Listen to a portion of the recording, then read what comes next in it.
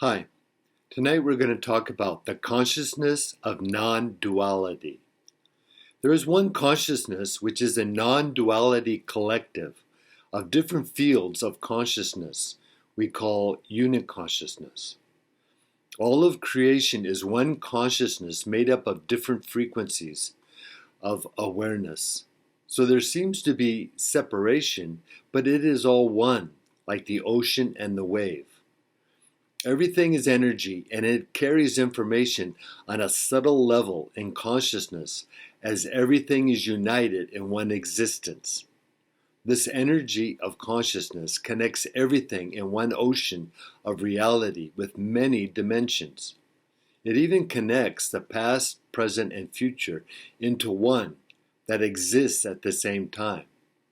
That is why we can approach and enter the past, the present, or the future at any time as we leave the illusion of separation and access the non-dual field of vibrations. Osho says, "You exist in time, but you belong to eternity. You are a penetration of eternity into the world of time. You are deathless, living in a body of death. Your consciousness knows no death, no birth. It is only your body that is born and dies. But you are not aware of your consciousness. You are not conscious of your consciousness. And that is the whole art of meditation, becoming conscious of consciousness itself." Rabindranath Tagore said, "Death is not extinguishing the light. It is only putting out the lamp because the dawn has come." Consciousness involves a unity that our mind does not experience, so we have life as our teacher. Therefore, we are here to understand life by changing our perspective, not by changing other people or the world. While our mind is looking for explanations and worrying, our consciousness is enjoying the moment, knowing everything happens for a reason. There's nothing to worry about because what is what is happening.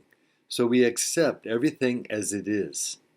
Our health, finances, and relationships we bring to life.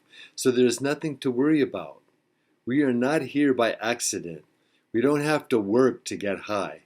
We just accept our thoughts and emotions to stop arguing with ourselves so we can align with the consciousness that is reality.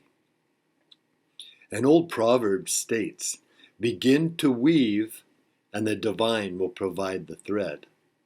A Jewish proverb says, "Don't sell the sun to buy a candle."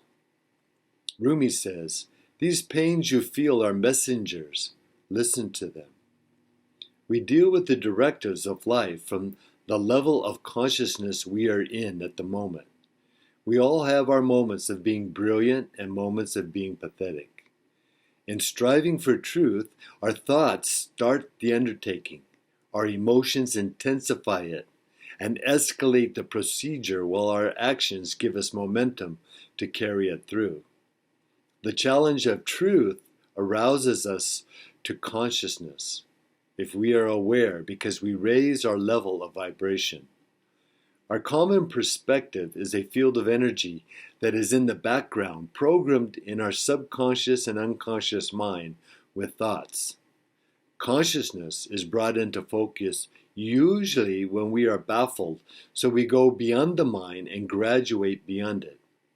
Our mind organizes the information to analyze, categorizes, judges, and defines it. Our intuition experiences the definitions, logic, concepts, causes, and effects all at once, without the process, because it has no mind, as it comes from consciousness.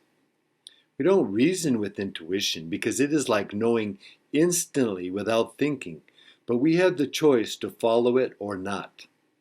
We trust our intuition when we align with our soul and feel the consciousness guiding us like a compass. Agatha Christie said, "Intuition is like reading a word without having to spell it."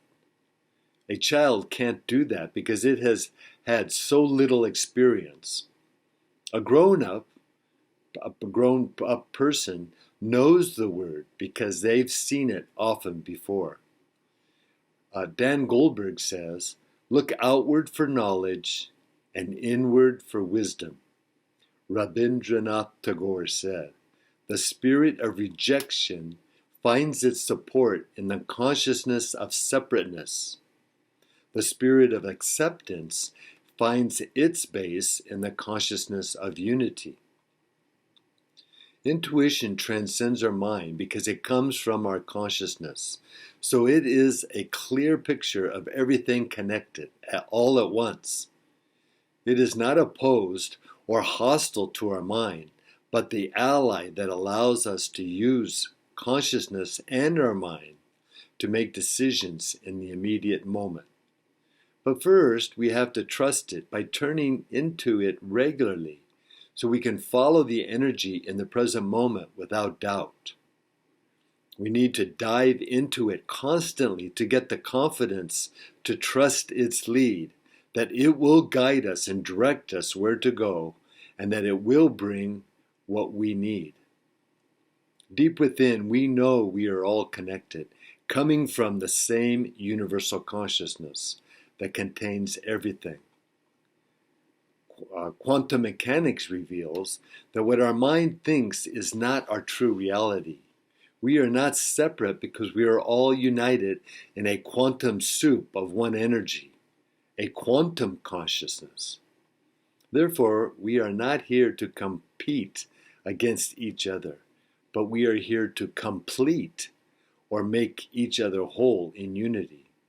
Yogananda said, "True wisdom is understanding how the one consciousness becomes all things."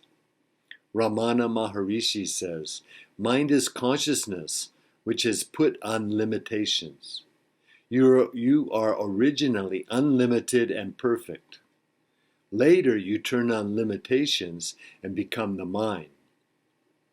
William James said, "We are like islands in the sea, separate on the surface, but connected in the deep."